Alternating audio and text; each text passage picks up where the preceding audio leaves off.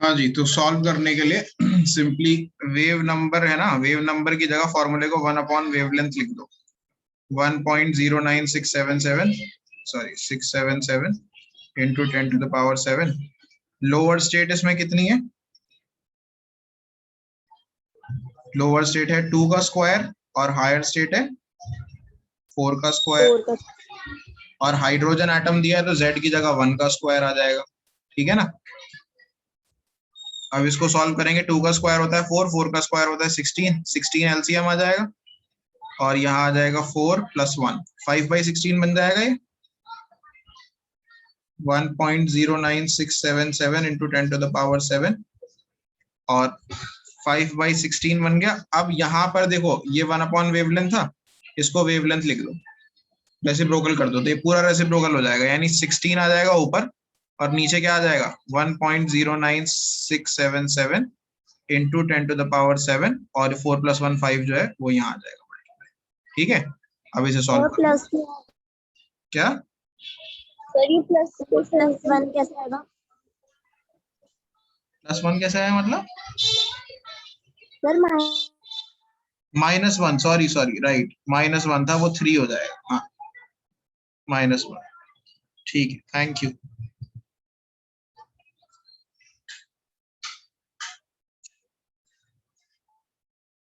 ठीक है, यही होगा सॉल्व करके, तो इससे जो भी आएगा मीटर में तुम्हारी वेवलेंथ आ गई, सही है। किसी को कोई डाउट है?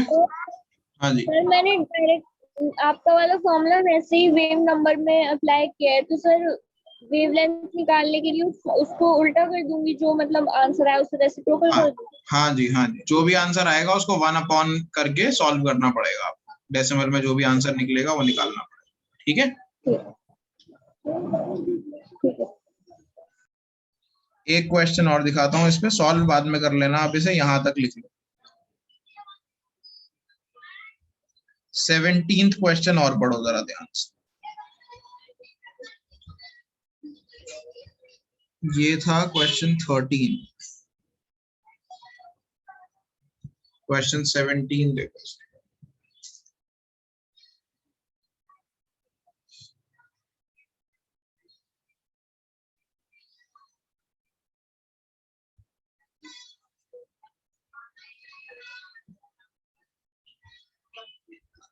आपसे बोल रहा है कैलकुलेट द वेव नंबर, इस बार वेव नंबर ही कैलकुलेट करना है, of longest wavelength transition in Balmer series. Longest wavelength transition in Balmer series, ठीक है। तो बाल्मर सीरीज में लॉन्गेस्ट वेवलेंथ ट्रांजिशन कौन सी होगी? बाल्मर सीरीज की ट्रांजिशन कहां पर होता है? ग्राउंड स्टेट क्या होती है बाल्मर सीरीज में? आई मीन लोअर स्टेट क्या होती है?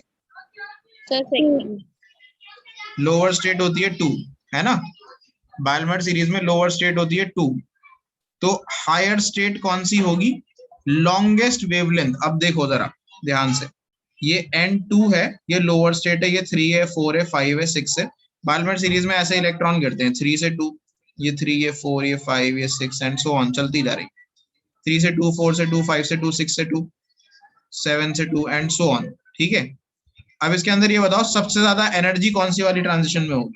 सबसे ज्यादा एनर्जी सबसे ऊपर से आएगी इन्फिनिटी से, जो इन्फिनिटी से आएगी उसमें सबसे ज्यादा एनर्जी होगी, तो ये वाली में हाईएस्ट एनर्जी है, ठीक है। और लोवेस्ट एनर्जी किसमें होगी?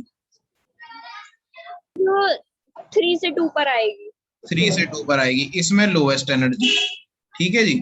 तो ये हो गई लोवेस्ट एनर्जी और ये हो गई हाईएस्ट एनर्जी।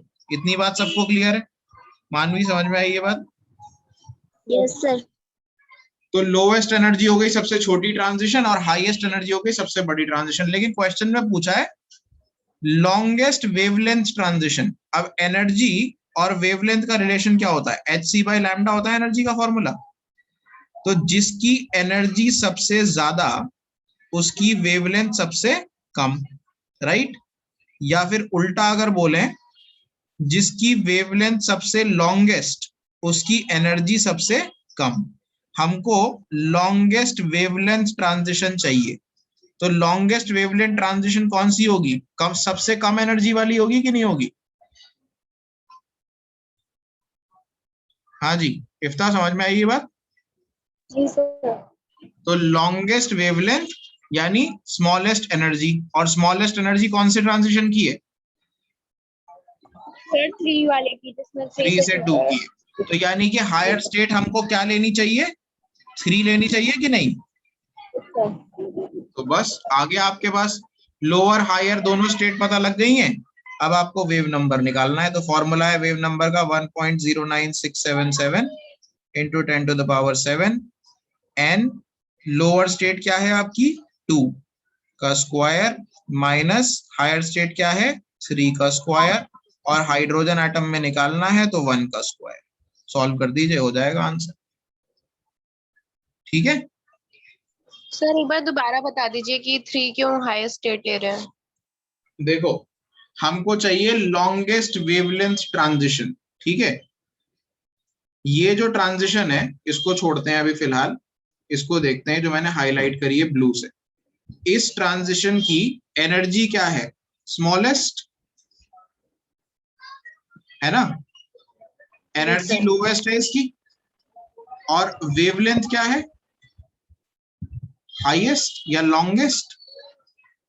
इतना समझ में आया? अगर एनर्जी लोवेस्ट होगी तो वेवलेंथ लॉन्गेस्ट होगी कि नहीं? हाँ जी सर, हाँ जी। Smaller the energy longer the wavelength. ठीक है, तो वही तो चाहिए हमें, लॉन्गेस्ट वेवलेंथ ट्रांजिशन। ठीक है, तो लॉन्गेस्ट वेवलेंथ ट्रांजिशन कहां से हो रही है? 3 से 2 में हो रही है, तो वही हमने लिख दी यहाँ पे। 3 से 2 में होने वाली ट्रांजिशन, उसका वेव नंबर हम कैलकुलेट कर लेंगे। ठीक है, ओके सर। ठीक है। अच्छा अंजलि, आपने ये पहली क्लास करी है ना चैप्टर 2 की, या इससे पहले कोई करी थी?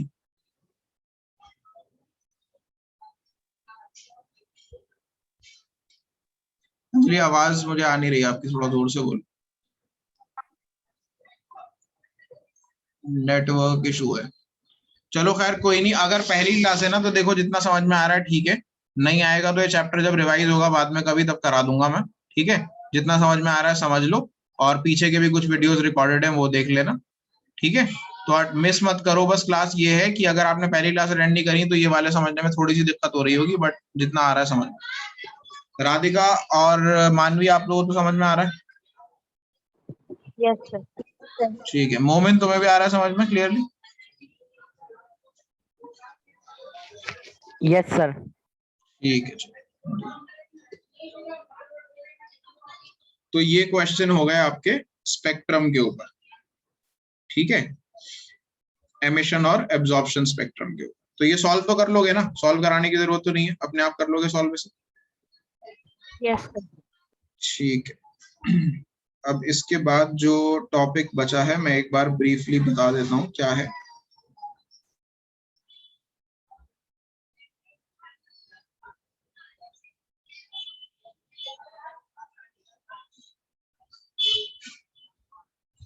इसके बाद हमें Bohr's model of hydrogen atom करना है और उसके फॉर्मूले, Bohr's model of hydrogen atom और उससे रिलेटेड जो भी फॉर्मूलाज हैं, तो वो मैं नेक्स्ट क्लास में कराऊंगा।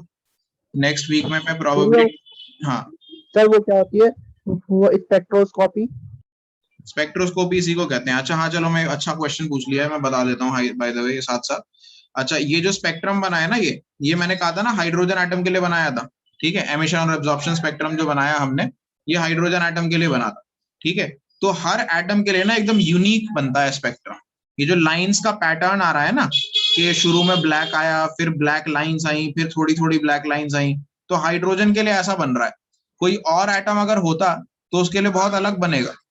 यानी हर एटम का 118 एलिमेंट हमारे डिस्कवर्ड है ना, 118 के 118 के लिए अलग पैटर्न बनता है। बिल्कुल ऐसे समझ लो कि जैसे डीएनए और फिंगरप्रिंट होता है ना, हर इंसान का अलग अलग होता है, ऐसे ही ये एटम का फिंगरप्रिंट है। तो हर एटम के लिए एकदम यूनिक स्पेक्ट्रम बनता है। ठीक है, और इन स्पेक्ट्रम की स्टडी को स्पेक्ट्रोस्कोपी कहते हैं। जो अभी यावर ने क्वेश्चन पूछा, स्पेक्ट्रोस्कोपी किसे कहते हैं, तो स्पेक्ट्रम की स्टडी को ही स्पेक्ट्रोस्कोपी कहते हैं। और बहुत सारे एलिमेंट्स ऐसे हैं, जैसे कि ये देखो लिखा हुआ है ये paragraph, elements like rubidium, caesium, thallium, indium, gallium and scandium were discovered when their minerals were analysed by spectroscopic method. तो हमें जब इनके मिनरल्स मिले और हमने स्पेक्ट्रोस्कोपी करी, यानी उनके एमिशन और एब्जॉर्प्शन स्पेक्ट्रम बनाए, तब हमें पता चला कि ये एलिमेंट्स के तो हमारे पास है ही नहीं। तो हम क्या करते हैं, जो भी नया एलिमेंट हमें मिलता है ना, उसका स्पेक्ट्रम बना के स्टोर कर लेते हैं। तो जब हमें कोई नया एलिमेंट मिलेगा और उसका स्पेक्ट्रम अगर मैच नहीं करा किसी से भी, तो इसका मतलब नया एलिमेंट है, और अगर मैच कर गया तो हमें पता लग जाएगा कौन सा एलिमेंट है। ठीक है, तो हर चीज जो है एक यूनिक अलग सा स्पेक्ट्रम बनाती है, उसी की स्टडी को स्पेक्ट्रोस्कोपी बोला जाता है। ठीक है, यहाँ पर समझ में आ गई बात?